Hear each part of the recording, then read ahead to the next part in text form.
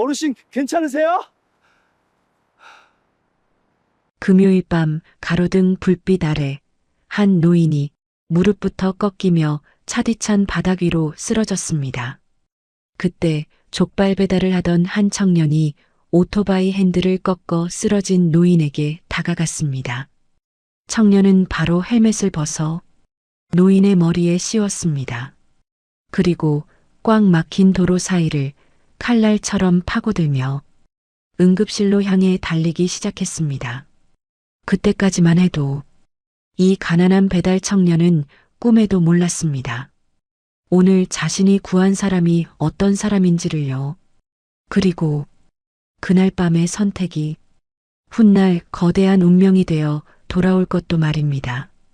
과연 이 가난한 배달 청년에게 어떤 일이 벌어지게 될까요? 사연 시작 전 구독과 좋아요를 눌러주세요. 그리고 댓글로 소중한 이 순간을 함께 새겨주세요. 인생 연가를 찾아주신 모든 분들 한 분 한 분 빠짐없이 좋은 일만 깃들기를 진심으로 바라겠습니다.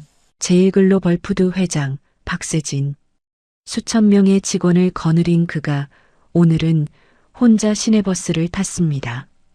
5살짜리 아이를 버리고 집을 나가버린 친어머니의 얼굴을 57년 만에 보러 온 거였어요.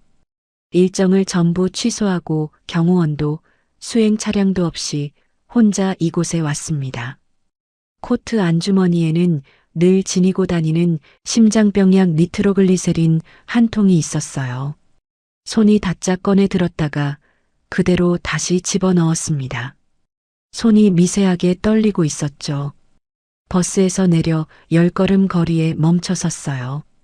리어카를 밀며 걸어가는 뒷모습이었습니다.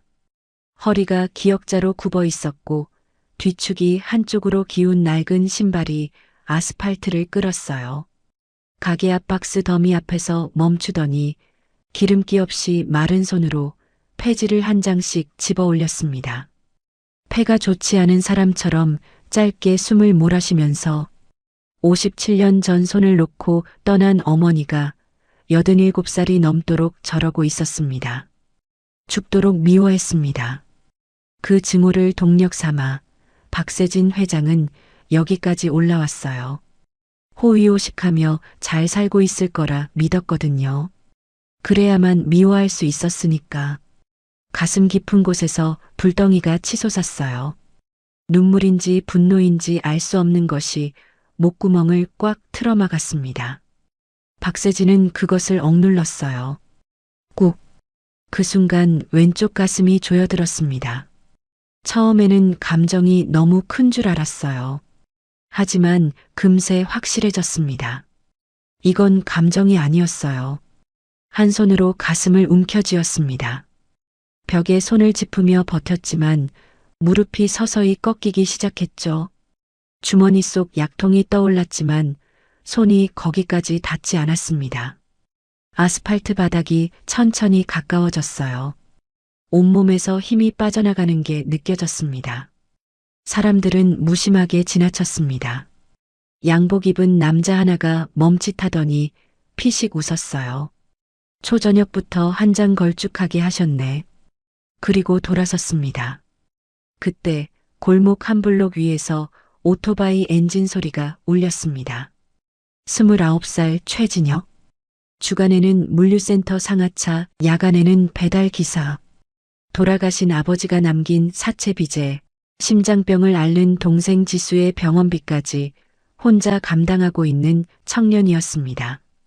주머니 속 핸드폰에는 아까부터 문자 한 통이 박혀 있었습니다. 최지수님 입원비 납부 안내, 미납부 시 3일 내 퇴실 처리 예정. 지금 이 족발 한 건을 못 끝내면 동생 지수는 3일 후에 병실에서 쫓겨납니다. 바로 그때 대로변으로 빠져나오는 순간이었습니다. 가로등 불빛 아래 정장 차림의 노인이 벽에 등을 기대고 있었어요. 처음에는 그냥 지나쳤습니다. 하지만 얼마 가지 않고 멈췄어요. 추운 겨울 길에서 동상으로 돌아가신 아버지가 머릿속에 스쳤거든요. 핸들을 꺾어 유턴했습니다. 그리고 쓰러진 노인에게 달려갔습니다. 어르신, 괜찮으세요? 눈은 반쯤 떠 있었지만 초점이 흔들렸습니다. 대답이 없었어요. 그때 코트 안주머니에서 작은 약통이 바닥에 굴러 떨어졌습니다. 검은색 글씨로 또렷하게 적혀 있었어요. 절대 빼먹지 말고 드세요. 심장병약이었습니다. 최진혁의 눈이 커졌어요. 동생 지수가 복용하는 약과 똑같은 약이었거든요. 심장이 제 리듬을 잃었을 때 혀 밑에 넣어 혈관을 넓혀주는 그 약. 어르신, 오늘 이거 드셨어요? 박세진의 눈동자가 미세하게 움직였습니다. 최진혁이 얼굴을 더 가까이 들이밀었어요. 약 드셨나고요, 어르신. 박세진이 아주 천천히 고개를 옆으로 저었습니다. 망설임이 없었어요. 약통 뚜껑을 비틀어 열고 알약 하나를 꺼내 박세진의 혀 밑에 정확하게 밀어 넣었습니다. 입이 다물어지도록 턱을 살짝 받친 뒤 배달 가방에서 서비스용 생수를 꺼내 마른 입술에 조금씩 흘려 넣었어요. 지수 곁에서 수백 번 반복해온 손놀림이었습니다. 배달 앱 타이머에서 지연 페널티 발생 알림이 울리기 시작했습니다. 최진혁은 화면을 보지 않았습니다. 잠시 후 박세진의 눈에 초점이 조금씩 돌아왔어요. 하지만 가슴을 움켜쥔 손가락은 풀리지 않았습니다. 응급 상황이었어요. 119에 전화를 걸었습니다. 금요일 저녁이라 출동까지 약 25분 소요 예정입니다. 택시를 잡으려 했어요. 하지만 도로는 퇴근 차량으로 완전히 막혀 있었어요. 최진혁이 오토바이를 바라봤죠. 짐칸을 열고 배달용 끈을 꺼냈습니다. 그때 아까 지나쳐갔던 중년 남자가 다시 돌아왔어요. 걸음이 빠르지 않았습니다. 발이 떼지지 않는 사람처럼 머뭇거리다가 결국 다시 돌아온 거였어요. 표정이 복잡했습니다. 제가 도와드리겠습니다. 두 사람이 박세진을 부축해 오토바이 위에 태웠어요. 최진혁이 끈으로 박세진의 어깨와 허리를 자신의 몸에 고정시켰습니다. 가슴 부위는 압박이 되지 않도록 느슨하게, 등 쪽은 상체가 넘어가지 않도록 단단하게. 최진혁이 끄덕이며 매듭을 한 번 더 확인했습니다. 헬멧을 벗어 박세진에게 씌웠어요. 시동을 걸려는 순간이었어요. 박세진의 두 손이 최진혁의 허리를 천천히 감싸쥐었습니다. 의식이 완전히 돌아오지 않은 손이었지만 힘이 실려 있었어요. 버티겠다는 의지처럼. 최진혁은 눈을 한번 감았다가 떴습니다. 심장이 터질 것 같아서 숨조차 쉬기 힘들었어요. 엔진 소리가 골목을 울렸습니다. 오토바이가 막힌 차량 사이를 파고들기 시작했어요. 등 뒤에서 박세진의 손이 조금 더 세게 조여들었어요. 그 손의 온기가 얼어붙은 등줄기를 타고 올라왔습니다. 최진혁은 이를 악문 채 달렸습니다. 앞만 보고 달렸어요. 길바닥에는 족발 포장 봉지가 덩그러니 남겨져 있었습니다. 지수의 병원비가 거기 있었어요. 하지만 최진혁은 돌아보지 않았습니다. 대학병원 응급실 입구에 오토바이가 급정거했습니다. 타이어가 아스팔트 위에서 짧게 마찰음을 냈어요. 최진혁이 시동을 끄자마자 등 뒤에서 느껴지던 온기가 흔들렸습니다. 박세진의 두 손이 허리에서 힘없이 미끄러지고 있었어요. 마침 응급실 입구 처마 밑에서 담배를 피우던 남자 간호조무사가 이 광경을 보고 뛰어왔습니다. 환자예요? 보안요원이 휠체어를 끌고 달려왔고 두 사람이 끈을 잡아당기며 매듭을 함께 풀어냈어요. 박세진을 휠체어에 옮기는 순간이었습니다. 긴장이 한꺼번에 풀리며 최진혁의 왼쪽 무릎이 안으로 꺾이듯 접혔어요. 주저앉을 뻔한 몸을 오른발로 간신히 버텼고 이를 악문 채 휠체어 손잡이를 양손으로 잡았습니다. 그리고 응급실 자동문을 향해 달렸어요. 당직 의사와 간호사들이 박세진을 처치실 침대로 옮겼습니다. 산소 마스크를 씌우고 심박 수치와 혈압을 빠르게 확인하는 동안 당직 의사가 펠라이트로 동공 반응을 보며 최진혁 쪽으로 고개를 돌렸어요. 현장에서 어떻게 하셨어요? 최진혁이 숨을 헐떡이며 대답했습니다. 심장병 약, 설아투여 하나 했습니다. 복용 여부 확인하고 나서요. 의사는 고개를 끄덕이며 최진혁에게 말했습니다. 잘하셨어요. 처치실 문이 닫혔습니다. 복도에 최진혁 혼자 남겨졌어요. 방금까지 귀를 가득 채웠던 소리들이 사라지고 나자 형광등 아래 복도가 너무 고요했습니다. 최진혁은 벽에 등을 기대며 천천히 바닥으로 미끄러져 앉았어요. 무릎 위에 두 팔을 올리고 이마를 그 위에 얹었습니다. 숨이 아직 거칠었거든요. 그때 주머니에서 핸드폰이 울렸습니다. 지금 족발 어디쯤 오신 거예요? 1시간 넘게 목 빠져라 기다리고 있어요. 최진혁이 천천히 몸을 일으키며 입을 열었어요. 죄송합니다, 고객님. 긴급 상황이 있어서. 말이 끝나기도 전에 전화가 끊겼습니다. 최진혁은 화면을 잠시 바라보다가 주머니에 집어넣었습니다. 접수처로 걸어갔어요. 간호사가 고개를 들며 물었습니다. 환자분과 어떤 관계시죠? 최진혁이 잠깐 멈췄다가 대답했어요. 그냥 지나가다 발견했습니다.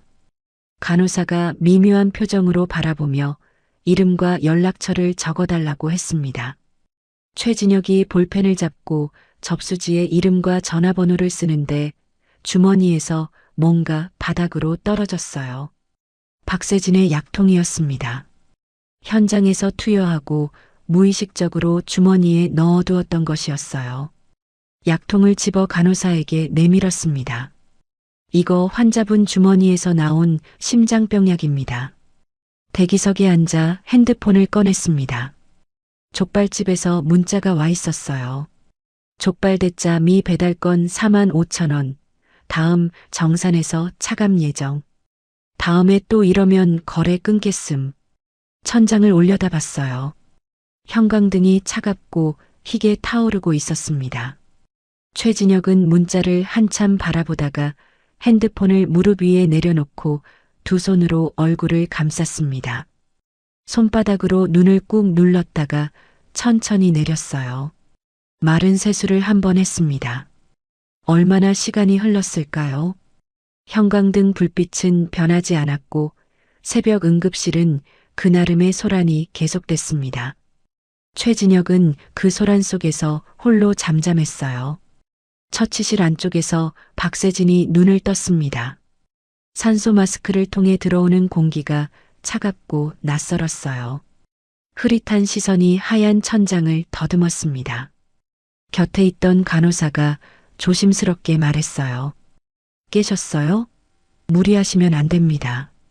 박세진이 마스크를 내리려 했지만 손에 힘이 없었습니다.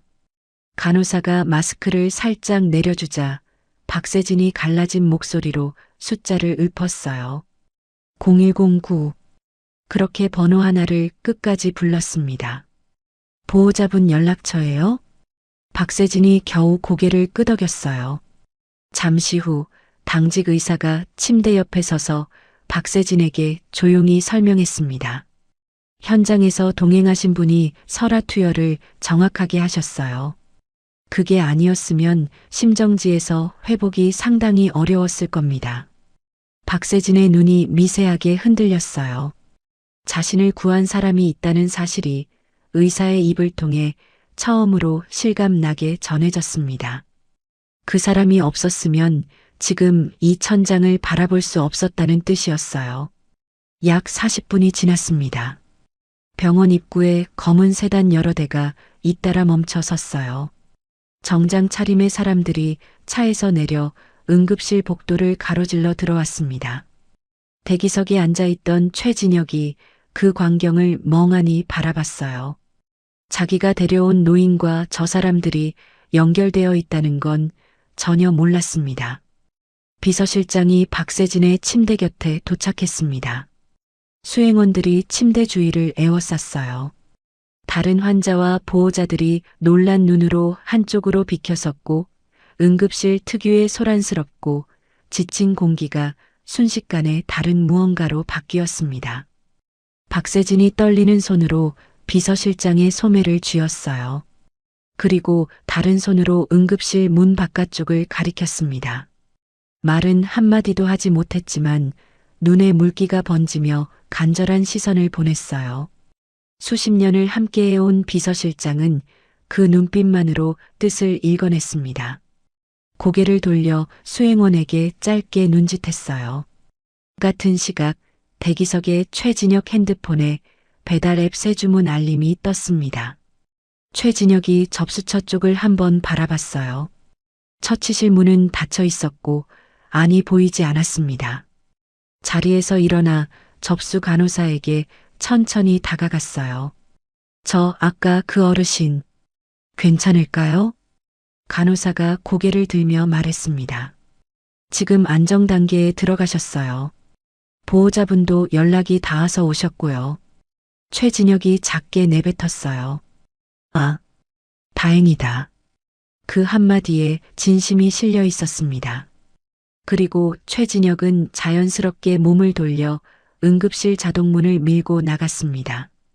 반대편 복도에서 비서실장이 보낸 수행원이 대기실로 뛰어들어왔습니다. 대기실을 빠르게 훑어봤어요. 최진혁이 앉아있던 자리에는 빈 의자만 남아 있었습니다. 수행원이 접수 간호사에게 달려갔어요. 방금 환자 데려온 분 어디 갔습니까? 간호사가 고개를 돌려 자동문 쪽을 바라봤습니다. 문은 이미 닫혀 있었어요. 병원 밖이었습니다. 최진혁이 오토바이 앞에 서서 헬멧을 쓰려다 잠시 멈췄어요.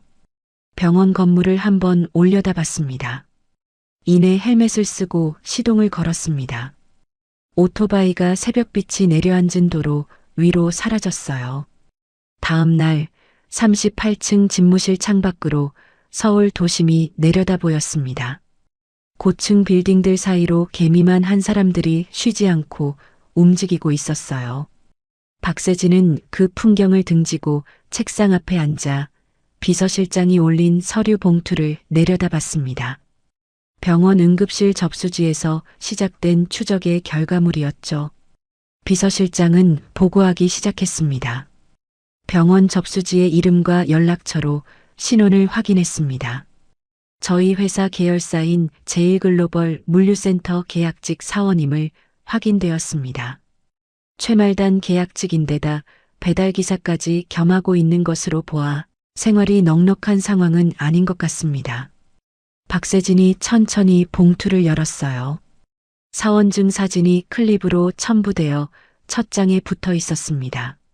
사진 속 남자는 무표정한 얼굴이었는데 피로가 짙게 배어 있었어요. 하지만 눈빛만은 또렷했습니다. 우리 회사 사람이었어? 박세진의 눈이 잠깐 흔들렸습니다. 의자 등받이에 천천히 몸을 기대며 사진을 다시 바라봤어요. 이 청년이 배달 도중 자신의 생명을 구했고 이름 석자만 남기고 사라졌고 알고 보니 자신의 회사 직원이었습니다. 박세진은 말없이 창밖을 응시했습니다. 한참 후에야 박세진이 낮게 말했어요. 한번 만나야겠어. 같은 날 아침이었습니다. 최진혁이 오토바이에서 내려 라이더 조끼를 벗어 짐칸에 집어넣었어요. 밤새 배달을 끝내고 한숨도 자지 않은 채 바로 출근한 거였습니다. 물류센터 주간조 시작 시각인 오전 8시였어요. 작업복으로 갈아입는 손목에는 파스가 여러 겹 붙어 있었고 그 위로 얇은 붕대가 감겨 있었습니다. 냉동 컨테이너 문이 열리며 차가운 공기가 쏟아졌어요. 식자재 박스들이 끝도 없이 나왔습니다. 최진혁은 말없이 박스를 들어 옮겼어요. 들고 내려놓고 돌아서고 또 들고 허리가 무너질 것 같아도 표정 하나 바뀌지 않았습니다.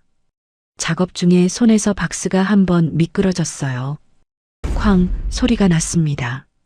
관리자가 바로 달려왔어요. 야, 정신 똑바로 안 차려. 파손되면 내 일당에서 까이는 거야. 최진혁이 허리를 숙이며 죄송합니다 하고 떨어진 박스를 재빨리 주워 올렸습니다. 고개는 숙여졌지만 입술을 꼭 다문 표정은 흔들리지 않았어요. 점심 알림이 울렸습니다. 동료들이 335 식당 쪽으로 걸어갔어요. 한 동료가 밥 먹으러 안 가? 하고 물었습니다. 최진혁이 웃으며 먼저 가, 나 좀 이따 먹을게 했어요. 동료들이 시야에서 사라지고 나서 최진혁은 사물함 앞에 멈춰 섰습니다. 사물함을 열었어요.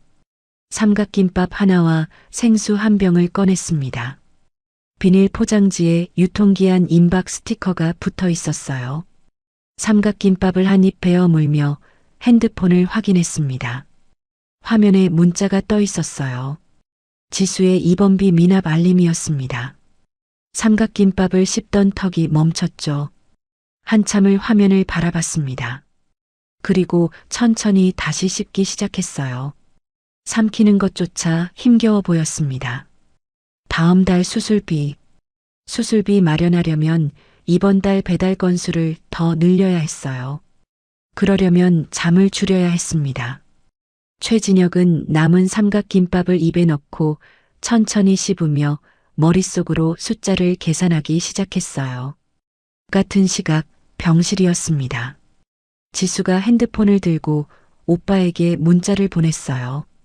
오빠 점심 먹었어? 또 삼각김밥으로 대충 때우는 거 아니지? 나는 요즘 왜 이렇게 입맛이 좋아졌는지 몰라. 점심도 싹싹 긁어 먹었어. 전송 버튼을 누르는 순간 지수의 표정이 바뀌었습니다. 환하게 웃던 얼굴에서 웃음이 사라졌어요. 가슴 깊은 곳에서 통증이 치밀어 올랐습니다. 이를 악물고 침대 옆 서랍을 열어 약 하나를 꺼냈어요. 약국에서 혼자 사온 타이레놀이었습니다. 다음 달 큰 수술을 앞두고 있었는데 지수는 오빠에게 말하지 않았어요. 약값 걱정까지 얹어줄 수가 없었거든요. 약을 넘기고 난 뒤 지수는 천장을 바라보며 조용히 눈을 감았습니다. 수술만 잘 되면 간호대학에 가고 싶었어요. 자기처럼 아픈 사람을 도와주고 싶었거든요. 오빠한테는 그것도 아직 말하지 못했습니다. 꿈을 꾸기에는 오빠의 어깨가 너무 무거워 보였으니까요. 물류센터 퇴근 시간이었습니다. 최진혁이 사물함을 열어 라이더 조끼를 꺼냈어요. 사물함 문 안쪽에 사진 한 장이 붙어 있었습니다. 지수와 함께 찍은 것이었어요. 어느 봄날 공원이었는지 두 사람이 나란히 서서 웃고 있었습니다. 지수의 볼이 발그레했어요. 최진혁은 사진을 한번 바라보고 사물함을 닫았습니다. 땀에 젖은 작업복 위에 라이더 조끼를 껴입고 건물 밖으로 나서는 순간 처마 끝에서 장대비가 쏟아졌어요. 최진혁은 처마 밑에 서서 빗줄기를 올려다봤습니다. 한숨 한 번 쉬지 않았어요. 헬멧을 쓰고 오토바이 시동을 걸었습니다. 망설임 없이 빗속을 헤치고 나갔죠. 같은 시각 어머니가 쓰러졌던 골목 어귀에 검은 세단 한 대가 멈춰 섰습니다. 의사는 무리하지 말라고 했습니다. 그래도 박세진 회장은 왔어요. 차 문을 열지 않은 채 창밖을 바라봤어요. 빗속에서 어머니 이숙자가 리어카를 밀며 골목을 오르고 있었습니다. 리어카 위에 폐지가 수북이 쌓여 있었어요. 젖어서 무게가 2배는 돼 보였습니다. 박세진 회장의 무릎 위에 놓인 두 손이 천천히 떨리기 시작했어요. 빗소리가 골목을 채웠습니다. 리어카 바퀴가 빗물에 젖은 아스팔트를 굴러가는 소리, 이숙자의 짧고 거친 숨소리, 그것뿐이었어요. 이숙자가 빗물이 고인 오르막 골목에서 힘을 줬습니다. 리어카 바퀴가 그 자리에서 헛돌았어요. 한 번 더 당겼습니다. 그 순간 발이 미끄러지며 무릎이 꺾이고 손잡이를 놓으며 옆으로 넘어졌어요. 리어카가 뒤로 밀려 내려갔습니다. 쌓여있던 폐지가 와르르 빗속에 흩어졌어요. 이숙자가 바닥에 엎드린 채 흩어진 폐지를 향해 손을 뻗었습니다. 일어나려 했지만 일어나지 못했어요. 박세진의 손이 차 문고리를 움켜쥐었습니다. 버리고 갔으면 잘 살고 있어야 하는 것 아니야. 그 말이 목구멍까지 차올랐다가 눈앞의 장면에 부딪혀 산산이 부서졌어요. 57년 전 5살의 박세진은 문틈으로 어머니의 뒷모습을 바라봤습니다. 어머니가 현관문을 열고 나갔어요. 엄마 부르려 했지만 소리가 나오지 않았습니다. 문이 닫혔어요. 그때도 문 하나를 사이에 두고 부르지 못했고 지금도 차 문 하나를 사이에 두고 가지 못하고 있었습니다. 박세진의 입술이 달싹였어요. 왜? 그 한 글자가 나오다 말고 입이 닫혔습니다. 57년 동안 묻고 싶었던 질문의 첫 글자를 차 안에서조차 끝내지 못했어요. 빗속에서 이숙자가 간신히 무릎을 세우고 일어났습니다. 그리고 비에 젖어 무거워진 폐지를 하나씩 다시 주워 담기 시작했어요. 두 손이 빗물에 젖어 까맣게 물들어 있었습니다. 박세진이 고개를 숙였어요. 무언가가 가슴 한가운데를 꽉 틀어막는 것 같았습니다. 눈물인지 분노인지 그 어느 쪽도 선뜻 이름 붙이기 어려운 것이었어요. 빗소리만 세단 앞 유리창을 두드리고 있었습니다. 박세진은 그 소리 속에서 문고리를 쥔 채 아무데도 가지 못했어요. 그 순간 빗속에서 최진혁의 오토바이가 같은 골목으로 접어들고 있었습니다. 최진혁은 오토바이를 세우고 핸드폰으로 다음 목적지를 확인하고 있었어요. 자주 지나치는 골목 어귀였습니다. 시선이 자연스럽게 골목 위쪽으로 향했어요. 이숙자가 리어카를 끌며 오르막을 오르고 있었습니다. 할머니 오늘도 일하시고 계시네. 지난번 빗길에 미끄러지는 걸 보고 달려가 리어카를 밀어드린 적이 있었거든요. 그 뒷모습을 잠깐 바라봤습니다. 그때였어요. 골목 어귀에서 불과 한 블록 떨어진 곳 검은 세단 안에서 박세진도 같은 굉음을 들었습니다. 어머니가 리어카를 끌고 사라진 방향이었어요. 대로 쪽에서 타이어가 아스팔트를 긁어내는 굉음이 터졌습니다. 최진혁의 시선이 반사적으로 소리난 방향으로 꽂혔어요. 때로 내리막에서 대형 화물차가 빗길에 브레이크를 밟았지만 바퀴가 잠긴 채 속도를 줄이지 못하고 미끄러지며 내려오고 있었습니다. 그 진행 경로 바로 위에 이숙자가 있었어요. 경적이 울렸습니다. 빗소리가 삼켜버렸어요. 이숙자는 듣지 못했습니다. 최진혁이 오토바이에서 뛰어내려 빗길을 달렸습니다. 할머니, 비키세요. 목이 찢어지도록 소리쳤지만 빗바람에 묻혔어요. 이숙자가 뒤늦게 고개를 돌렸습니다. 바로 그 순간 화물차 헤드라이트가 빗물에 반사되어 번쩍였어요. 이숙자의 몸이 그 자리에서 굳어버렸습니다. 발이 더 빨리 움직이지 않았어요. 화물차와 이숙자 사이의 거리가 눈 깜짝할 새 좁혀지고 있었습니다. 최진혁이 이숙자의 몸에 닿은 건 화물차와 불과 2걸음 차이였어요. 양팔로 이숙자를 낚아채듯 끌어안고 대로 바깥쪽을 향해 몸을 날렸습니다. 쾅! 화물차가 리어카를 정면으로 들이받았어요. 리어카가 박살나며 폐지와 철제 파편이 사방으로 튀었습니다. 최진혁이 이숙자를 감싼 채로 배수로 턱 아래로 넘어졌어요. 우두둑 뼈소리였습니다. 왼쪽 발목이 배수로 턱에 부딪히며 꺾였어요. 동시에 날아온 철제 파편 하나가 왼쪽 종아리를 깊이 찔렀어요. 최진혁의 등이 아스팔트에 먼저 닿았고 이숙자가 그 위에 엎어진 형태로 멈췄습니다. 등과 옆구리가 젖은 아스팔트에 긁혀 피가 배어 나왔어요. 왼쪽 종아리에서는 빗물에 섞인 피가 흘러내리고 있었습니다.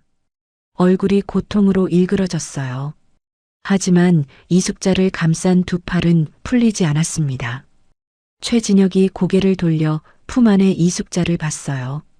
한 손을 뻗어 이숙자의 얼굴에 흘러내린 빗물을 닦아줬습니다. 할머니, 괜찮으세요?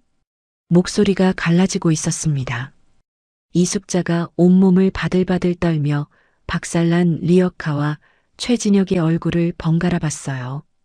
입술이 파르르 떨렸지만 소리가 나오지 않았습니다. 그리고 겨우 고개를 끄덕였어요. 바로 그때였어요. 빗속으로 뛰어오는 발소리가 들렸습니다. 고급 구두가 빗물을 튀기며 달려오는 소리였어요. 세단 안에 있던 박세진이었습니다. 차 안에서 문고리만 붙잡고 떨기만 했던 손이 망설임 없이 문을 밀쳤습니다. 박세진의 눈이 커지고 숨이 턱 막혔어요. 현장으로 달려가 무릎을 꿇었습니다. 가장 먼저 이숙자의 얼굴을 확인했어요. 눈이 떠져 있었습니다. 멍한 표정이었지만 숨을 쉬고 있었어요.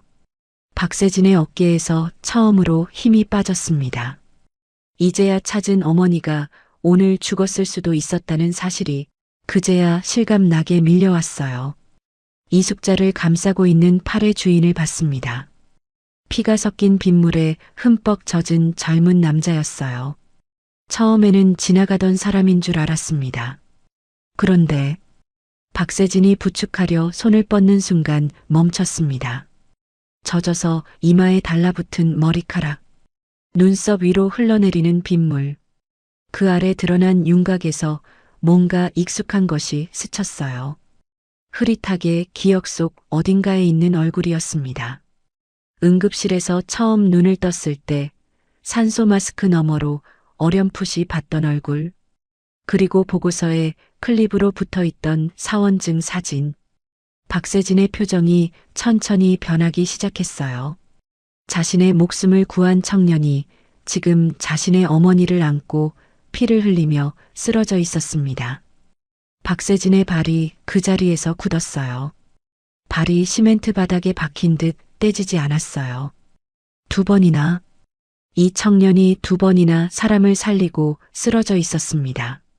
처음에는 자신이었고 이번에는 어머니였어요. 숨이 턱 막혔습니다.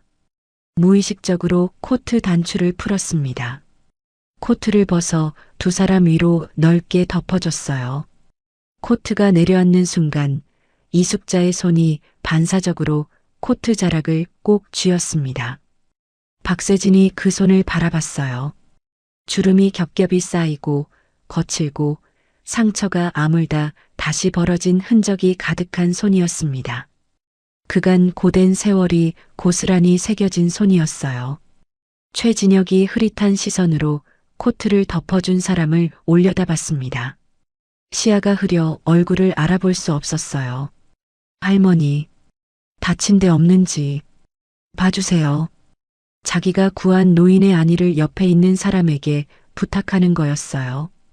코트를 덮어준 사람이 누구인지 전혀 모른 채로, 그리고 그대로 눈이 감겼습니다. 박세진은 119에 전화했습니다. 동시에 비서실장에게 연락했어요. 구급차가 도착했고 구급대원들이 두 사람을 살폈습니다. 보호자분이십니까?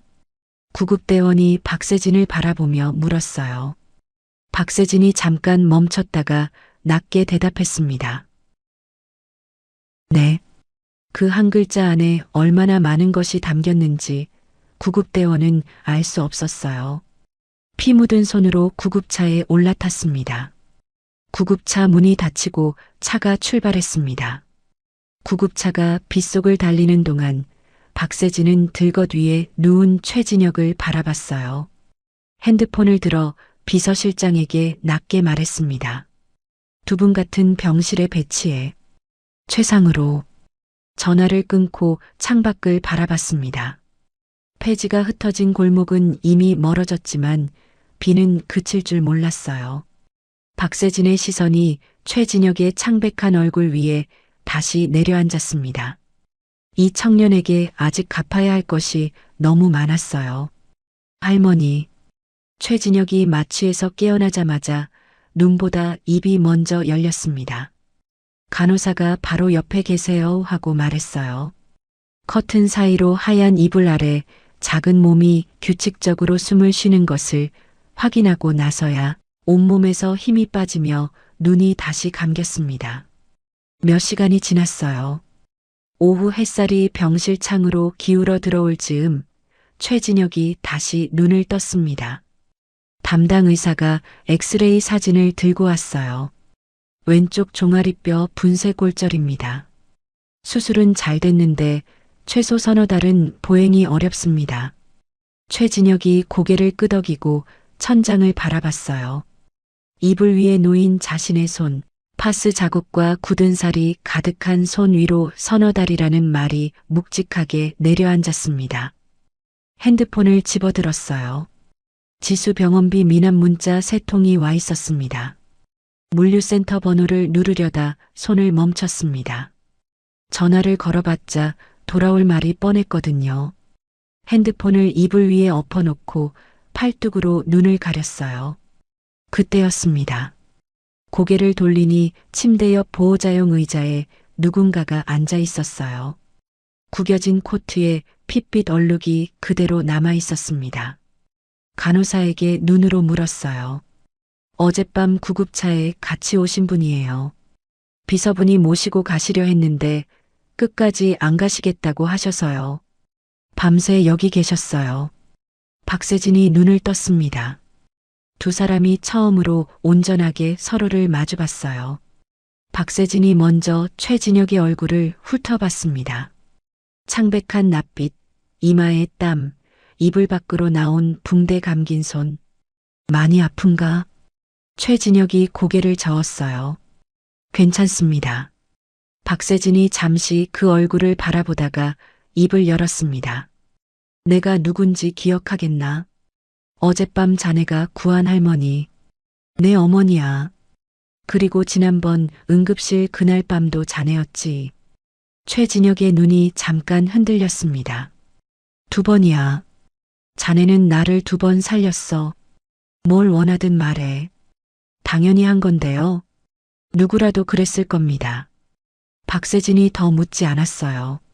한동안 침묵이 흘렀습니다. 그러다 박세진이 손목시계를 봤어요. 안주머니에서 작은 약통을 꺼내 뚜껑을 열었습니다. 최진혁이 그 약통을 알아봤어요. 빗속 사고 현장에서 간호사에게 넘겨줬던 바로 그 약통이었습니다. 뚜껑에는 검고 굵은 글씨로 절대 빼먹지 말고 드세요 라고 적혀 있었어요. 박세진이 알약을 손바닥에 털어 입에 넣으며 말했습니다. 자네가 현장에서 챙겨줬더군. 덕분에 제때 먹었어. 최진혁이 고개를 끄덕였어요. 비서실장이 약통마다 이걸 써넣어. 내가 맨날 까먹으니까. 최진혁이 작게 웃었다가 그 웃음이 순식간에 사라졌습니다. 좋은 분이시네요. 저한테도 그런 분이 계셨습니다. 최진혁이 잠시 말을 멈췄어요. 창밖을 바라보다가 천천히 침대 옆에 놓인 낡은 지갑 하나를 집어들었습니다. 가죽이 닳고 모서리가 뜯어진 지갑이었습니다. 박세진 앞에 조심스럽게 내려놓았어요. 아버지였습니다. 매일 아침 제 책상 위에 쪽지를 놓아두시던 분이었어요. 하늘만 봐도 아셨는지 비 올 것 같은 날이면 어김없이 쪽지 한 장이 놓여 있었습니다. 오늘 비 온다. 우산 챙겨라. 딱 6글자였어요. 그런데 그 6글자가 참 따뜻했습니다. 아버지가 돌아가시고 나서 한참이 지나도 비가 오는 날이면 괜히 책상을 한 번 더 보게 됐어요. 그리고 지갑을 천천히 열었습니다. 안쪽에 사진 한 장이 접혀 있었어요. 어린 최진혁과 아기 지수를 양팔로 감싼 아버지가 환하게 웃고 있었습니다. 사업이 망하고 나서 사채까지 쓰셨습니다. 버티고 버티다가 결국 겨울밤 길에서 쓰러지셨어요. 그런데 아무도 도와주지 않더라고요. 목소리가 처음으로 갈라졌습니다. 그렇게 쓸쓸히 동상으로 돌아가셨습니다. 박세진이 아무 말 하지 않았어요. 최진혁도 잠시 말을 잇지 않았습니다. 병실 창밖으로 바람소리만 낮게 지나갔어요. 그래서 길에 쓰러진 사람을 그냥 지나칠 수가 없었습니다. 아버지 곁에 아무도 없었던 그 일이 생각나서요. 사진 속 아기를 손끝으로 가리켰어요. 이 애가 제 동생 지수입니다. 선천적 심장병인데 수술 날짜를 아직 못 잡고 있습니다. 핸드폰 속 지수 사진을 보여줬어요. 병실에서 억지로 웃고 있는 얼굴이었습니다. 이 애는 아파도 아프다는 말을 안 해요. 제가 걱정될까 봐서요. 목소리가 더 낮아졌습니다. 아버지를 지키지 못했으니까 이 애만큼은 절대 안 됩니다. 박세진이 한동안 말이 없었습니다. 사진 속 억지 웃음의 지수, 지갑 속 웃고 있는 아버지, 그리고 눈앞에서 갈라지고 부르튼 손으로 지갑을 쥔 청년을 차례로 바라봤어요. 심장이 쿵 내려앉는 느낌이었습니다. 지수 수술, 내가 책임지겠네. 최진혁의 고개가 올라갔습니다. 회장님, 그건... 박세진이 손을 들었어요. 이건 빚 갚는 게 아니야. 자네가 내 목숨을 살릴 때 허락을 받았나? 나도 묻지 않겠네. 최진혁의 고개가 아래로 떨어졌어요. 한참을 말하지 못했습니다.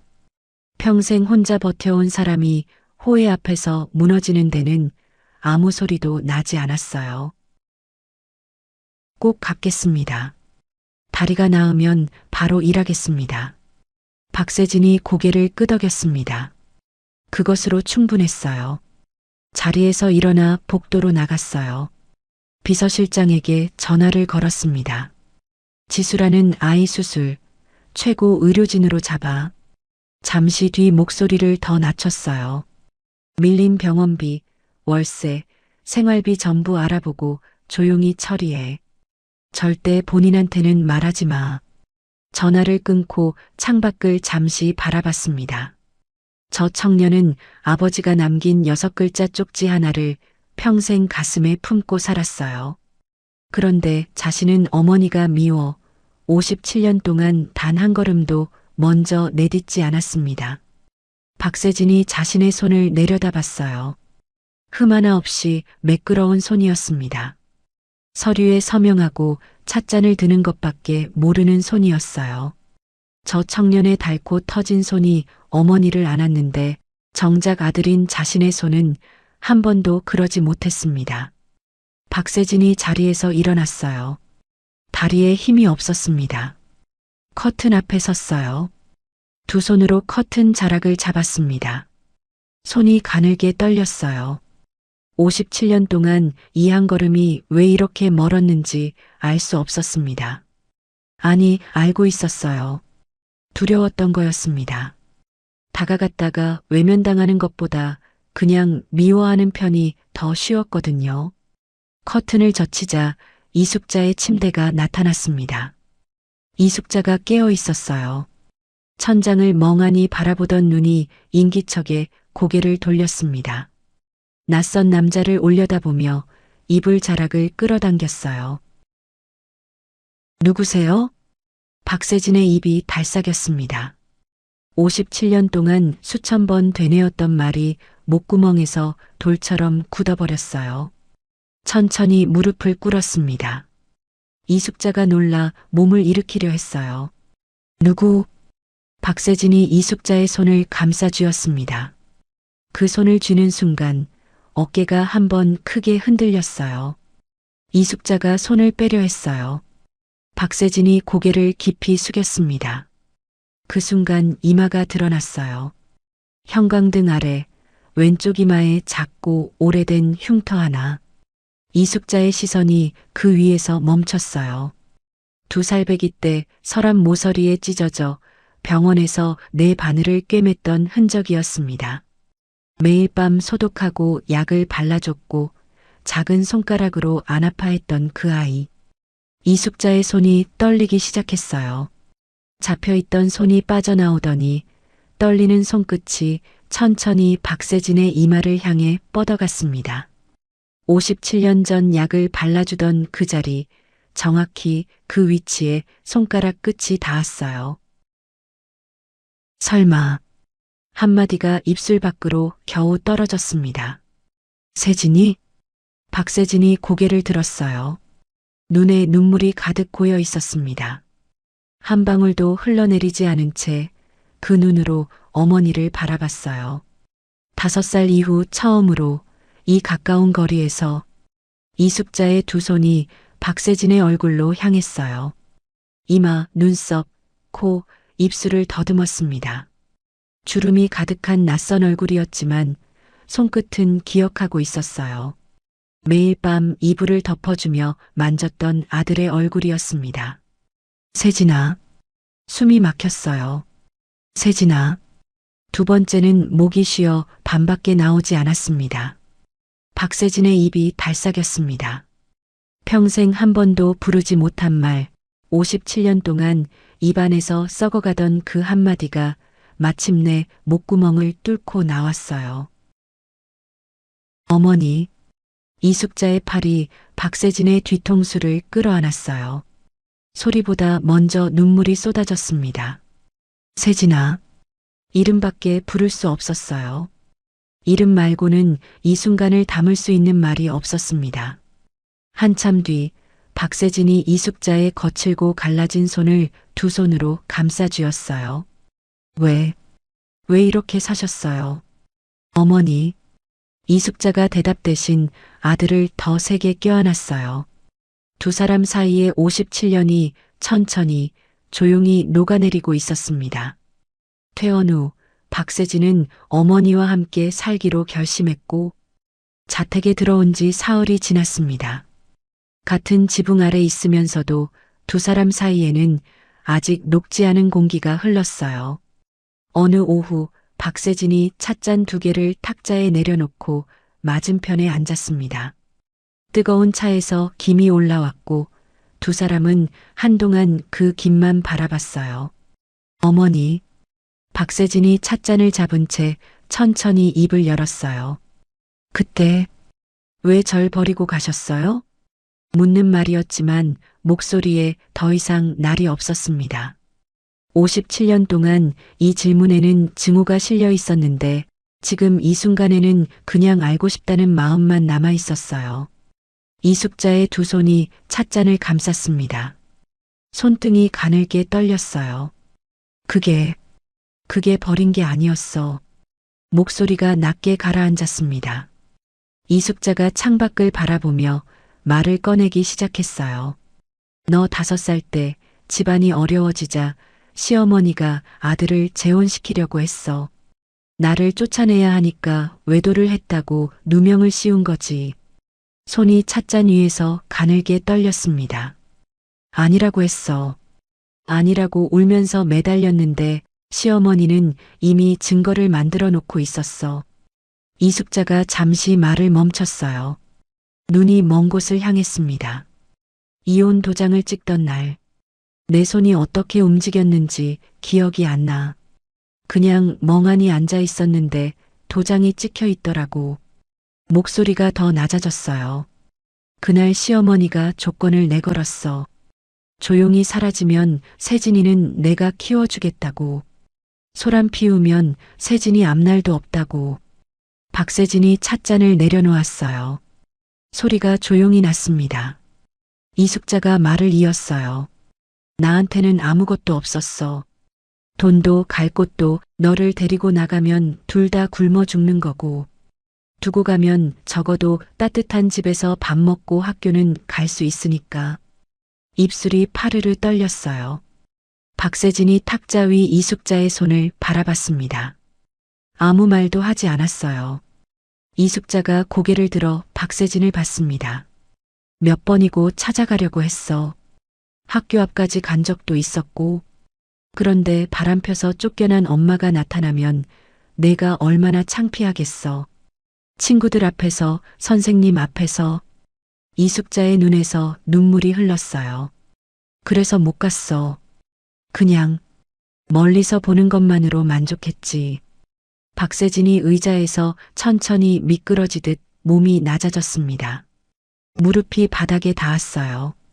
이숙자의 무릎 앞에 이마를 대고 아무 말도 하지 않았습니다. 어깨만 조용히 떨렸어요. 버린 게 아니었구나. 지키려고 떠난 거였구나. 57년 동안 품어온 증오의 뿌리가 이 한 문장으로 와르르 무너졌습니다. 죄송합니다. 어머니. 갈라진 목소리가 바닥으로 떨어졌어요. 미워해서 죄송합니다. 이숙자가 아들의 머리를 두 손으로 감쌌습니다. 미워해도 돼. 미워해도 돼, 세진아. 엄마가 더 미안해. 두 사람의 울음이 조용히 터졌어요. 찻김이 공기 속으로 천천히 사라지고 있었습니다. 평화로운 오후였어요. 마침내 찾아온 평화였습니다. 그러나 그 시각 다른 곳에서는 혼자 버티는 청년이 있었어요. 최진혁이 목발을 짚고 병원 원무팀 창구에 들렀습니다. 총 얼마 내면 되나요? 이미 정산되셨어요. 누가 냈는지 짐작이 갔지만 물을 수 없었어요. 불편한 다리로 택시도 타지 않고 버스를 타고 반지하 방으로 돌아갔습니다. 반지하 방문을 열자 차갑고 좁은 공기가 먼저 얼굴에 닿았습니다. 통깁스 때문에 주방도 화장실도 자유롭지 않았어요. 핸드폰에는 사채이자 독촉 문자가 여러 통 쌓여 있었어요. 다리 다쳐서 일을 못합니다. 몇 달만 시간을 주십시오. 전화 너머에서 시간은 무슨 시간. 이번 주 안에 못 갚으면 직접 간다는 말이 들리더니 일방적으로 끊겼어요. 최진혁이 핸드폰을 이불 위에 내려놓고 천장을 봤습니다. 형광등 불빛이 이상하게 차가웠어요. 며칠 뒤였습니다. 밤이었어요. 방문이 거칠게 열렸습니다. 남자 셋이 들어왔어요. 사채업자들이었습니다. 최진혁이 침대에서 일어나려 했지만 깁스 때문에 몸이 제대로 움직이지 않았어요. 남자들이 방 안을 훑었습니다. 벽에 걸린 최진혁과 지수의 사진 액자를 집어 바닥에 내던졌어요. 쨍그랑 유리 파편이 사방으로 튀었습니다. 가구를 발로 차자 테이블이 넘어졌어요. 덩치 큰 한 남자가 최진혁 앞에 섰어요. 최진혁의 깁스한 다리 위에 발을 올렸습니다. 천천히 힘을 주었어요. 내 여동생 수술 잘 됐다며? 병원이 어디라고 했지? 잠깐 멈췄다가 덧붙였습니다. 돈도 없으면서 수술비는 어디서 난 거야? 숨겨둔 거 있는 거 아니야? 최진혁의 얼굴이 창백해졌어요. 지수는 건드리지 마십시오. 목소리가 낮았지만 흔들리지 않았어요. 두목이 발을 떼며 말했습니다. 그럼 돈을 만들어. 이번이 마지막이야. 남자들이 나갔어요. 문이 쾅 닫혔습니다. 방 안이 어두웠어요. 최진혁이 침대 옆으로 몸을 낮춰 바닥의 사진을 향해 팔을 뻗었습니다. 깁스 때문에 반쯤 엎드린 형태로 유리 파편 사이에서 사진만 겨우 집어 올렸어요. 손가락이 베었습니다. 피가 났지만 느끼지 못했어요. 사진 속 지수의 얼굴을 봤습니다. 환하게 웃고 있는 얼굴이었어요. 최진혁이 그 사진을 쥔 채 소리 없이 눈물을 흘렸습니다. 그 무렵 박세진의 자택에서는 이숙자가 차를 마시다가 문득 고개를 들었어요. 세진아. 박세진이 서류를 보다가 고개를 들었습니다. 그 젊은이, 나 구해준 그 아이. 다리가 많이 다쳤잖아. 지금은 괜찮은 거야? 치료는 제가 책임지고 할게요. 걱정 마세요. 박세진이 말했습니다. 그러나 대답을 하면서도 뭔가 걸리는 것이 있었어요. 최진혁이 퇴원한 뒤로 연락이 없었습니다. 박세진이 비서실장에게 전화를 걸었습니다. 최진혁이 퇴원하고 나서 어떻게 지내는지 확인해봐. 다음 날 비서실장이 보고했습니다. 반지하 단칸방에 혼자 지내고 있습니다. 사흘 전 사채업자로 보이는 남성 3명이 20분가량 머물다 나간 게 CCTV에 찍혔습니다. 박세진의 표정이 굳었어요. 폭행까지 당했다고? 비서실장이 이어서 말했습니다. 생활비와 병원비는 모두 정리했습니다. 하지만 불법 사채는 공식 조회에 안 잡혀서 확인되지 않아 처리하지 못했습니다. 죄송합니다. 업체명으로 역추적해. 오늘 중으로 저녁 늦게 비서실장이 다시 왔어요. 찾았습니다. 사채업자가 위장 상호를 쓰고 있었습니다. 원금에 불법 이자가 붙어서 총 채무액이 숫자가 보고서에 적혀 있었습니다. 박세진이 그 숫자를 봤어요. 주먹을 쥐었습니다. 핏줄이 손등 위로 떠올랐어요. 전액 즉시 갚아. 그리고 그 업체 불법 추심에 폭행까지 저질렀으니 법무팀이 오늘부터 법적 조치 시작하도록 해. 그리고 최진혁 생활 전반에서 어려운 부분 없도록 빠짐없이 다 지원해. 며칠이 지났어요. 최진혁은 영문도 모른 채 조용해진 핸드폰을 바라봤어요. 그리고 얼마 뒤 박세진에게서 전화가 왔습니다. 최진혁이 전화를 잡은 손에 힘이 들어갔어요. 죄송합니다, 회장님. 죄송하긴. 일 시작하면 꼭 갚겠다는 말 할 생각이지? 네. 그럴 필요 없네. 박세진의 목소리가 낮아졌어요. 돈 걱정하지 말고 몸부터 잘 추스리게. 최진혁이 아무 말도 하지 못했습니다. 창문 너머 가을 하늘이 반지하 창으로 좁게 보였어요. 그 좁은 반지하 방 안에 처음으로 따뜻한 공기가 가득 차는 것 같았습니다. 4개월이 지났어요. 최진혁이 다시 물류센터 출입구를 밟았습니다. 왼쪽 다리가 아직 완전하지 않아 걸음이 약간 기울었지만 아무도 모르게 속도를 맞추려 했어요. 재활이 끝났다는 말을 들은 날 밤 도보 배달 앱을 다시 켰습니다. 오토바이를 탈 수 없으니 걸어서라도 했어요. 박세진에게 빚진 것들을 하루라도 빨리 갚고 싶었거든요. 분쇄골절 이후 검수와 기록 업무에 배치됐어요.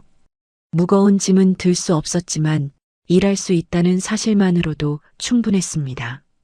같은 시기 물류센터 상무 김동연의 집무실에는 다른 분위기가 흘렀어요.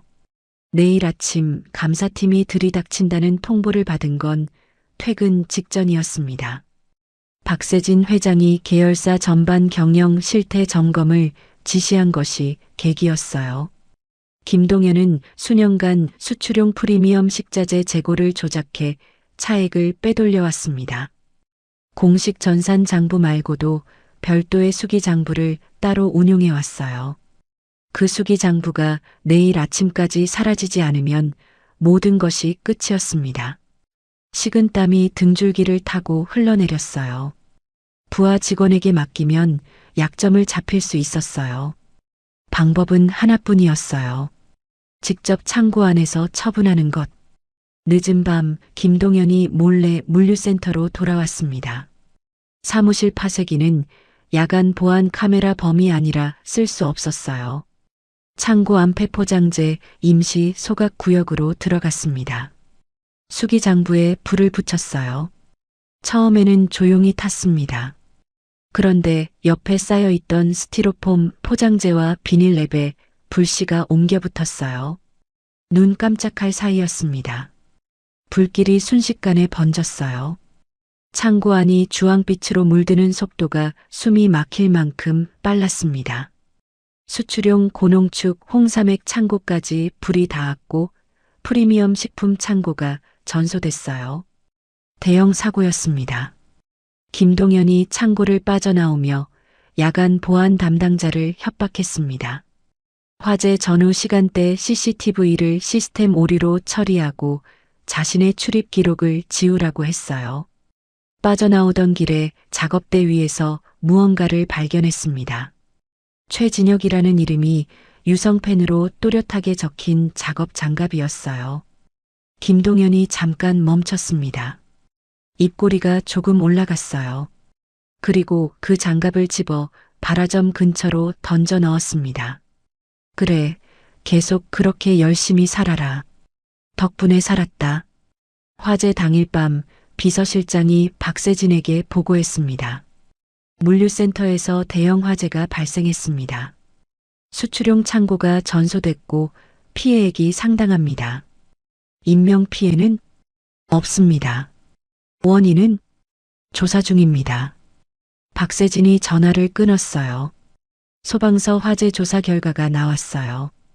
발화점 인근에서 작업 장갑이 발견됐고 인위적인 불시 사용 흔적이 확인됐습니다. 회사 내부 사고 조사팀이 CCTV 확인과 당일 근무자 명단 대조를 진행했어요. 그런데 그 조사를 주도한 사람이 김동현이었습니다. 소방서 결과와 자신이 조작한 증거를 교묘하게 맞붙여 사고 보고서를 완성했어요. 계약직 직원 최진혁의 작업장 내 부주의한 화기 사용. 그 문장 하나가 보고서 책임자 항목에 박혔습니다. 최진혁이 내부 징계위원회에 불려갔어요. 그날 저는 정시에 퇴근했습니다. 장갑은 작업대에 두고 간 겁니다. 소명은 했습니다. 하지만 그 시간대 CCTV가 없었어요. 시스템 오류라는 말 앞에서 최진혁의 말은 공중에 떠버렸습니다. 징계위원회가 즉시 해고를 결정했어요. 며칠 뒤 법무팀 우편물이 도착했습니다. 향후 피해액 확정 시 손해배상을 청구할 수 있다는 통보서였어요. 봉투를 뜯는 손이 저도 모르게 떨려 종이가 조금 찢어졌습니다. 100억. 숫자가 눈앞에서 3번이나 읽혔어요. 머릿속에 불도장처럼 찍혀 지워지지 않았습니다. 이제 겨우 다리를 딛고 일어섰는데 그 순간 발 앞에 절벽이 나타난 거였어요. 최진혁이 김동현을 찾아갔습니다. 억울합니다. 저는 안 했습니다. 김동현이 의자에 등을 기댄 채 말했어요. 증거가 명백한데 뭘 어쩌자는 거야. 나가봐. 문이 닫혔습니다. 반지하 방으로 돌아왔어요. 통보서를 바닥에 내려놓고 벽에 등을 기댔습니다. 핸드폰을 꺼냈습니다. 연락처 목록에서 박세진 회장님 이름에 손가락이 멈췄어요. 수술비, 생활비, 사채. 이미 너무 많이 받았습니다. 더 이상 짐이 될 수 없었습니다. 화면을 껐어요. 어둠 속에서 혼자 버티는 것에는 이미 익숙해져 있었습니다. 다만 이번 무게는 조금 달랐어요. 무릎을 세우고 앉아 반지하 창문 너머 좁은 하늘을 올려다봤습니다. 겨울 하늘이었어요. 별도 없이 그냥 까맣고 좁은 하늘이었습니다. 눈물이 흘렀어요. 소리는 내지 않았습니다. 그로부터 2주가 지났어요. 박세진이 이숙자와의 시간에 집중하느라 비서실장에게 중대 사안 외에는 보고를 미뤄달라고 해둔 상태였습니다. 화재 보고서는 처리 완료건으로 분류되어 결제 서류 뭉치 안에 섞여 올라왔어요. 박세진이 집무실에서 서류를 넘기다가 펜이 멈췄습니다. 책임자 항목이었어요. 최진혁. 안경을 벗었습니다. 다시 읽었어요. 화기부주의. 작업 장갑 발견. CCTV 시스템 오류로 해당 시간대 영상 부재. 박세진의 눈이 가늘어졌습니다. 100억 규모 사고 현장에 CCTV가 하필 그 시간대만 없다는 것. 수십 년간 기업을 경영해 오면서 갈고 닦은 직감이 발동했어요. 비서실장을 호출했어요. 사고 당일 모든 직원 동선 확인해. 삭제된 CCTV 복구할 수 있는지 알아보고 보안 담당자 면담해봐. 그리고 김동현 상무 최근 3년간 입출고 기록 싹 다 조사해. 비서실장이 나갔습니다. 박세진이 핸드폰을 들었어요. 최진혁에게 전화를 걸었습니다. 반지하 방 안에서 핸드폰이 울렸어요. 화면에 박세진 회장님. 최진혁이 2번 울리는 것을 바라보다가 3번째에 받았습니다. 회장님, 진혁아, 보고서를 봤다. 이상한 점도 봤고. 최진혁이 숨을 들이켰어요. 회장님, 저는 안 했습니다. 그날 저는 정시에 박세진이 말을 끊었습니다. 자네가 그런 사람 아닌 것쯤은 내가 알아. CCTV가 하필 그 시간만 없다는 게 말이 되나? 짧은 침묵이 흘렀어요. 내가 반드시 진실을 밝혀내겠네. 시간이 좀 걸리더라도 절대 포기하지 말게. 나를 믿고 기다려줄 수 있겠나? 최진혁이 한참 아무 말도 하지 못했습니다. 목이 잠겼어요. 네. 전화가 끊겼습니다. 최진혁이 핸드폰을 가슴에 대고 눈을 감았습니다. 박세진이 움직이기 시작하자 일은 빠르게 풀렸습니다. 박세진이 급한 특수감사팀이 삭제된 CCTV 복구에 나섰어요. 전문 기술팀이 서버를 뒤진 끝에 덮어쓰기 전 원본 파일 흔적을 찾아냈습니다. 화면 속에는 감사 전날 밤늦게 혼자 창고로 들어가는 남자가 찍혀 있었어요. 김동현이었습니다. 야간 보안 담당자도 결국 입을 열었습니다. 협박을 받고 기록을 지웠다고 손을 떨며 진술했어요. 소각 잔해 속에서 타다 남은 종이 조각들도 수거됐습니다. 숫자와 품목명이 적힌 수기 장부의 일부였어요. 수년간 빼돌린 금액이 조각들을 맞추자 모습을 드러냈습니다. 조각 하나하나가 쌓이자 그림이 완성됐어요. 방화, 증거 조작, 무고. 박세진이 증거를 정리해 검찰에 넘기라고 지시했습니다. 그리고 며칠 뒤 아침이었어요. 김동현이 평소와 다름없이 출근하여 자리에 앉았습니다. 아무것도 모르는 얼굴이었어요. 평소처럼 달달한 믹스커피 한 잔을 타는 순간 사무실 문이 열렸어요. 양복 차림의 남자 둘이 들어왔습니다. 신분증을 꺼내 내밀었어요. 검찰 수사관이었습니다. 김동현 씨, 방화 및 증거 조작, 무고 혐의로 긴급 체포합니다.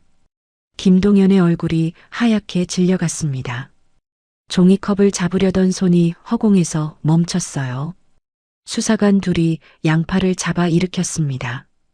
복도로 나서자 물류센터 직원들이 양쪽에 늘어서 있었어요. 상하차 직원들, 검수팀, 배달 기사들까지 나와 있었습니다. 누가 말하지 않아도 모두 알고 있다는 얼굴이었어요. 아무도 눈을 피하지 않았습니다. 김동현이 고개를 숙인 채 복도를 걸어 나갔어요. 얼마 전까지 이 복도에서 호령하던 그 걸음이 이제는 두 팔이 잡힌 채 질질 끌렸습니다. 또각또각 구두 소리만 울렸어요. 콩밥 신세가 따로 없었습니다. 며칠 뒤 최진혁에게 우편물이 왔습니다. 회사 법무팀 발신이었어요. 지난번 통보서와 같은 크기의 봉투였습니다. 손가락이 봉투 모서리를 잡았어요. 지난번 그 봉투를 뜯을 때와는 달리 이번에는 숨을 가다듬고 천천히 열었습니다. 손해배상 청구 철회 및 징계 취소 통보서. 눈이 제목 위에서 한참 머물렀어요. 100억이라는 숫자가 찍혀 있던 바로 그 자리에 이번엔 전혀 다른 문장이 놓여 있었습니다. 회사 게시판에도 공지가 붙었어요. 최진혁 씨에 대한 화재 책임 귀속은 사실과 다른 것으로 확인되었으며 회사는 이에 대해 공식으로 사과합니다. 최진혁이 그 공지 앞에 잠시 서 있었습니다. 억울하다는 말 한마디 제대로 못하고 혼자 버텨온 시간이 스쳤어요. 100억짜리 사슬이 풀리는 소리가 소리도 없이 들리는 것 같았습니다. 그날 저녁 핸드폰에 뉴스 알림이 떴어요. 불법 추심 및 폭행 혐의로 사채업자 3명이 구속됐다는 소식이었습니다. 최진혁이 화면을 보며 잠시 멈췄어요. 그 새벽 깨진 액자 유리 사이에서 사진을 집어들던 순간이 스쳤습니다. 지수에게 전화를 걸었어요. 지수야, 그 사람들 다 잡혔대. 전화 너머에서 지수가 잠시 아무 말도 하지 않았습니다. 그러다가 웃음 섞인 울음이 흘러나왔어요. 최진혁도 말을 잇지 못했습니다. 둘 다 한참 아무 말 없이 전화를 잡고 있었어요. 그 침묵이 어떤 위로보다 따뜻했습니다. 복귀 후 첫 월급을 받은 날, 최진혁은 아버지의 묘소를 찾아갔어요. 오랫동안 손보지 못해 이끼가 낀 비석을 깨끗하게 닦았습니다. 낡은 지갑을 꺼내 비석 앞에 잠시 놓았어요. 지갑 속 사진 속 아버지가 환하게 웃고 있었습니다. 아버지, 저 이제 괜찮아요. 지수도 건강해요. 소리내어 말하지는 못했지만 그 말이 가슴 안에서 조용히 울렸어요. 며칠 뒤 박세진이 최진혁을 회장실로 불렀어요. 아직 다리가 완전히 낫지 않은 최진혁이 살짝 기우는 걸음으로 들어왔습니다. 창밖으로 겨울 해가 낮게 깔려 있었어요. 박세진이 책상 위에서 서류 한 장을 건넸습니다. 임명장이었어요. 물류센터 운영팀 정규직 전환 및 팀장 보직 발령. 계약직이라는 두 글자를 달고 상하차를 하던 청년이 이제는 팀장이 되는 순간이었습니다. 자네를 더 높은 자리에 앉히고 싶지만 그건 자네 힘으로 올라가야 의미가 있어. 박세진이 최진혁의 눈을 바라봤어요. 여기서 시작하게. 나는 자네가 어디까지 올라갈지 지켜보겠네. 최진혁이 두 손으로 임명장을 받아들었습니다. 고개를 숙였어요. 짧고 묵직한 말이 가슴에 박혔습니다. 어느 저녁이었어요. 박세진이 최진혁에게 다시 한번 집무실로 오라고 했습니다. 이번엔 서류가 없었어요. 임명장도 통보서도 없었습니다. 두 사람이 창가 소파에 마주 앉았어요. 겨울 노을이 창 너머로 조용히 번지고 있었습니다. 박세진이 먼저 입을 열기 전까지 잠시 그 빛만 바라봤어요. 자네에게 하고 싶은 말이 있어서 불렀네. 최진혁이 등을 곧게 세웠습니다. 자네가 나를 처음 구한 그날 밤, 자네는 족발 배달을 내려놨지. 45,000원이었나? 최진혁이 쓸쓸하게 웃었어요. 기억하고 계셨어요? 그 족발 배달이 자네한테 얼마나 큰 돈이었는지 나는 나중에야 알았어. 박세진이 천천히 말을 이었습니다. 그날 자네는 45,000원짜리 배달을 내려놓으면서 내 목숨을 살렸고 오토바이를 잃으면서 내 어머니를 살렸고 다리가 부서지면서 내 가족을 지켰어. 창밖 노을이 더 짙어졌어요. 침묵이 흘렀습니다. 최진혁은 아무 말도 하지 못했어요. 노을이 다 저무는 중이었습니다. 그 순간 최진혁의 핸드폰이 진동했습니다. 화면을 확인했어요. 입금 알림이었습니다. 입금자 박세진. 그 아래 숫자를 보는 순간 눈앞이 하얘지는 것 같았어요. 한 번, 두 번, 세 번. 숫자를 세 번이나 다시 읽었습니다. 100억이었어요. 회장님, 이건 못 받습니다. 목소리가 갈라졌어요. 박세진이 예상했다는 듯 조용히 말했습니다. 알아. 자네가 그럴 줄 알았어. 그래서 한 가지만 묻겠네. 자네가 그날 밤 쓰러진 나를 봤을 때 나한테 허락을 받았나? 최진혁이 대답하지 못했어요. 트럭 앞에서 내 어머니를 안았을 때 대가를 계산했나? 안 했잖아. 아무 계산 없이 자네가 가진 전부를 걸었어. 박세진이 최진혁의 어깨에 손을 얹었습니다. 그러니 나도 똑같이 하게 해줘. 이건 보상이 아니야. 낡은 지갑 속 사진을 품고 전부를 내던지던 자네의 그 진심. 그 진심에 대한 내 성의야. 세금 문제도 이미 처리해뒀으니 자네가 부담할 건 아무것도 없네. 최진혁이 입술을 깨물었습니다. 고개가 서서히 내려갔어요. 어깨가 조용히 떨리기 시작했습니다. 참으려 했지만 참아지지 않았어요. 박세진이 최진혁을 품에 안았습니다.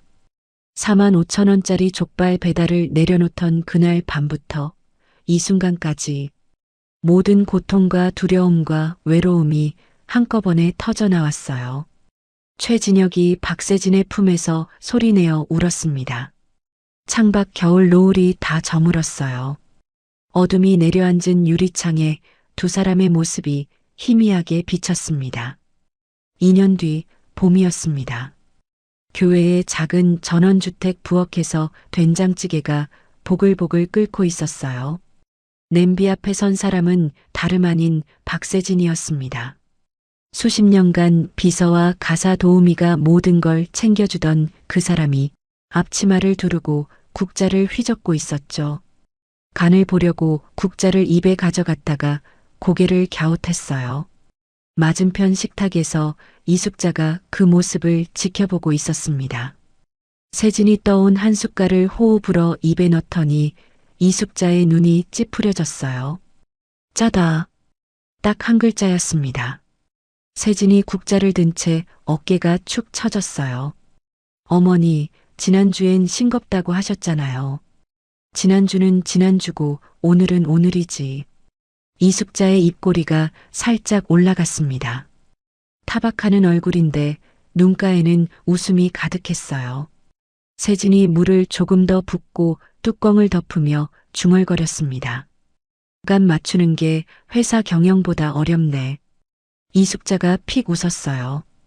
57년이라는 공백이 무색하게 두 사람 사이에는 어느 집에서나 볼 수 있는 아침 풍경이 자리 잡고 있었습니다. 같은 시각 서울이었어요. 물류센터 현장을 깔끔한 양복 차림의 진혁이 걸어다니고 있었습니다. 2년 사이 팀장에서 센터장으로 올라선 그의 걸음은 왼쪽이 아주 조금 기울었지만 스스로 속도를 맞추려는 듯 보폭이 고르고 단단했어요. 새로 들어온 계약직 직원 한 명이 냉동 식자재 박스를 바닥에 떨어뜨렸습니다. 쾅 소리가 센터 안에 울렸고 그 직원의 얼굴이 하얗게 질려갔어요. 진혁이 다가가 허리를 숙여 박스를 함께 주워 올렸습니다. 괜찮아, 천천히 해. 그 한마디에 직원의 어깨가 조금 풀렸어요. 예전에 자기 위로 쏟아지던 소리가 떠올랐거든요. 정신 똑바로 안 차려 파손되면 내 일당에서 까인다. 그 말이 얼마나 사람을 쪼그라들게 하는지 진혁은 온몸으로 기억하고 있었습니다. 비가 내리는 날이면 진혁은 배달 기사 대기실에 따뜻한 캔커피를 날랐어요. 따뜻한 커피를 건네며 말없이 고개를 끄덕이는 것이 전부였지만 기사들은 그 고개짓 하나로 충분했습니다. 장대비 속에서 포장족발을 아스팔트에 내려놓고 달려갔던 그 밤을 진혁은 잊은 적이 없었거든요. 퇴근 후였습니다. 집 현관에 들어서자마자 거실 소파에서 지수가 핸드폰을 만지작거리고 있었어요. 진혁이 구두를 벗는데 지수가 눈을 가늘게 뜨며 말했습니다. 오빠 요즘 왜 이렇게 시도 때도 없이 웃어? 수상해. 수상하긴 뭐가 수상해. 진혁이 넥타이를 풀며 슬리퍼를 끌고 들어왔어요. 지수가 소파에서 벌떡 일어나더니 봉투 하나를 진혁 코앞에 들이밀었습니다. 오빠 나 붙었어. 간호대학 합격 통지서였어요. 진혁의 손에서 넥타이가 미끄러져 바닥에 떨어졌습니다. 진짜? 대박이네. 목소리가 평소보다 한 톤 높았어요. 지수가 양볼이 발그레해진 채로 웃었습니다. 수술만 잘 되면 간호대학에 가고 싶다던 그 꿈이 봉투 안에 한 장의 종이로 들어와 있었어요. 축하 선물 사줄게. 뭐 갖고 싶어? 지수의 눈이 반짝였어요. 진짜? 아무거나? 그래, 아무거나. 오빠 이제 센터장이야. 크게 쏜다. 지수가 두 주먹을 불끈 쥐며 말했습니다. 그럼 나 노트북. 간호대 들어가면 필요하거든. 오케이. 적당한 거 하나 보자. 진혁이 핸드폰을 꺼내려는 순간 지수가 낚아채듯 가져갔어요. 내가 고를게. 화면을 넘기며 노트북을 검색하던 손가락이 갑자기 멈췄습니다. 배경화면이었어요. 어느 봄날 공원에서 찍은 남매 사진이었습니다. 지수가 아프기 전, 아버지가 돌아가시기 전에 찍은 것. 사물함 안쪽에 붙어 있던 바로 그 사진이었어요. 오빠, 이 사진 아직도 쓰고 있었어? 바꾸기 귀찮아서. 거짓말. 오빠 폰 바꿨잖아. 일부러 옮긴 거잖아. 진혁이 대답하지 못했습니다. 지수가 한참 화면을 들여다보다가 진혁의 팔을 잡아당겼어요. 우리 새로 찍자. 배경화면 바꿔야지. 이젠 내가 건강하잖아. 핸드폰을 들어 앞쪽 카메라로 돌리며 얼굴을 갖다 붙였습니다. 진혁이 야 갑자기 왜 이래 하면서도 옆에 얼굴을 대었어요. 하나, 둘 그 순간 진혁이 주먹을 말아 지수의 정수리를 꾹 눌렀습니다. 아 오빠. 찰칵 셔터가 눌렸어요. 사진 속 지수는 이마를 찡그린 얼굴이었고 진혁은 입이 찢어지게 웃고 있었습니다. 다시 찍어. 이게 뭐야? 이게 제일 자연스럽다. 이걸로 한다. 안 돼. 삭제해. 지수가 핸드폰을 빼앗으려 팔을 뻗었지만 진혁이 팔을 높이 치켜들었어요. 실랑이를 벌이다가 결국 둘 다 웃음이 터져 나왔습니다. 진혁이 그 사진을 바로 배경화면으로 바꿨죠. 지수가 입을 벌리며 레알 이 사진으로 할 거야? 내 얼굴 좀 보라고. 지금 얼굴이랑 별 차이 없는데? 지수가 말문이 막혔습니다. 입술을 깨물다가 헐, 치사하다 진짜. 지수는 소파 쿠션을 집어 던졌어요. 쿠션이 진혁의 어깨에 맞았고 거실의 웃음소리가 한참 동안 가라앉지 않았습니다. 며칠 뒤 대로변 이면도로에 작은 가게 하나가 문을 열었어요. 라이더 전용 쉼터 1호점이었습니다. 진혁이 100억 가운데 처음으로 쓴 돈이었어요. 비바람을 피할 수 있는 지붕, 각종 간식들, 충전기, 거창한 건 아무것도 없었지만 새벽에 배달을 도는 사람들에게는 세상에서 가장 따뜻한 공간이었습니다. 진혁의 사무실 책상 위에는 장학재단 설립 서류가 놓여 있었어요. 사고나 병으로 일을 쉬게 된 배달 기사들의 아이들을 위한 것이었습니다. 아무도 지켜주지 못했던 자기 아버지, 그리고 제때 수술받지 못할 뻔했던 지수. 그 기억이 서류 한 장 한 장에 녹아 있었어요. 어느 날이었습니다. 세진이 이숙자를 차에 태우고 남해 바다로 갔어요. 며칠 전 이숙자가 아무렇지도 않게 흘린 바다 한번 보고 싶다던 그 한마디를 기억한 거였습니다. 해변에 나란히 앉았어요. 노을이 수평선 위에서 천천히 녹아내리고 있었습니다. 파도가 모래를 적시고 물러나기를 되풀이했어요.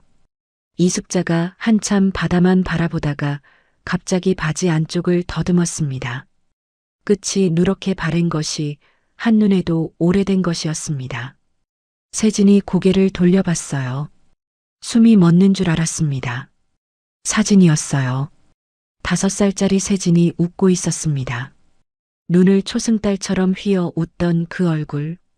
57년 동안 이숙자는 이 사진 한 장을 품에 지니고 살았던 거였습니다. 세진의 시야가 흐려졌어요. 사진을 잡은 두 손이 걷잡을 수 없이 떨렸습니다. 어머니, 더는 말이 나오지 않았어요. 세진이 그 사진을 가슴에 꼭 안았습니다. 어깨가 소리 없이 흔들렸어요. 이숙자가 아들의 등을 천천히 쓸었습니다. 주름지고 거친 손이 세진의 등위를 한 번, 두 번, 느리게 오갔어요. 어린 세진이를 재울 때 등을 토닥이던 그 리듬 그대로였습니다. 57년이 지났는데도 손이 기억하고 있었어요. 노을빛이 맞잡은 손 위로 길게 내려앉았고 파도 소리만 두 사람 사이를 오갔습니다. 그 주말이었습니다. 교회 전원주택 식탁에 4사람이 둘러앉았어요. 세진, 숙자, 진혁, 지수. 동태찌개와 계란말이, 나물 몇 가지가 올라간 밥상이었습니다. 어느 집에나 있을 법한 평범한 밥상이었지만 이 4사람에게는 세상에 하나뿐인 밥상이었어요. 이숙자가 진혁의 밥그릇 위로 팔을 뻗어 반찬을 올려주었습니다. 더 먹어. 지수가 그 모습을 보며 소리 없이 웃었어요. 세진이 어머니의 옆모습을 바라보며 숟가락을 천천히 내려놓았습니다. 폐지를 줍던 그 손이 지금은 누군가의 밥그릇 위에 반찬을 얹어주고 있었어요. 진혁이 숟가락을 들다가 잠시 멈췄습니다. 식탁 위 네 사람의 얼굴을 천천히 둘러봤어요. 이숙자의 주름진 눈가, 세진의 조용한 미소, 지수의 발그레한 두 볼. 말이 나오지 않았습니다. 그냥 웃었어요. 그것만으로 충분했습니다. 식사가 끝난 뒤였어요. 진혁이 거실 소파에 앉아 주머니에서 낡은 지갑을 꺼냈습니다. 가죽이 닳고 모서리가 뜯어진 아버지의 지갑이었어요.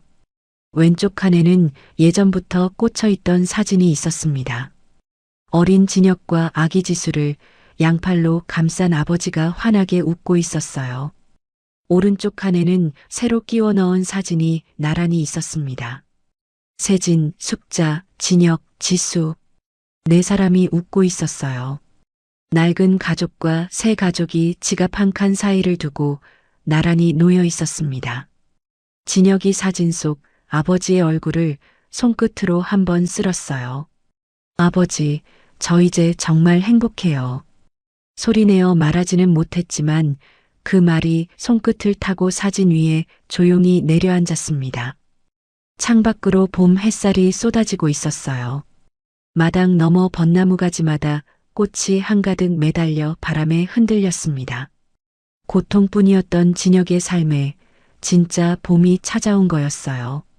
오늘의 이야기 어떠셨나요? 45,000원짜리 족발 배달을 길바닥에 내려놓은 청년이 있었습니다. 돌아오는 건 아무것도 없었어요. 그런데 그 한 번의 선택이 두 사람의 목숨을 살리고 57년 동안 닫혀있던 문 하나를 열어버렸습니다. 우리는 때로 지쳐서 혹은 너무 바빠서 잠깐 멈추는 것조차 사치처럼 느껴질 때가 있습니다. 하지만 오늘 이 이야기가 보여주었듯 진심으로 건넨 손길은 절대 허공에서 사라지지 않습니다. 반드시 어딘가로 가닿아요. 묵묵히 자신의 자리를 지키며 살아가고 계신 선생님들께 오늘 이 이야기가 작은 위로가 되었으면 합니다.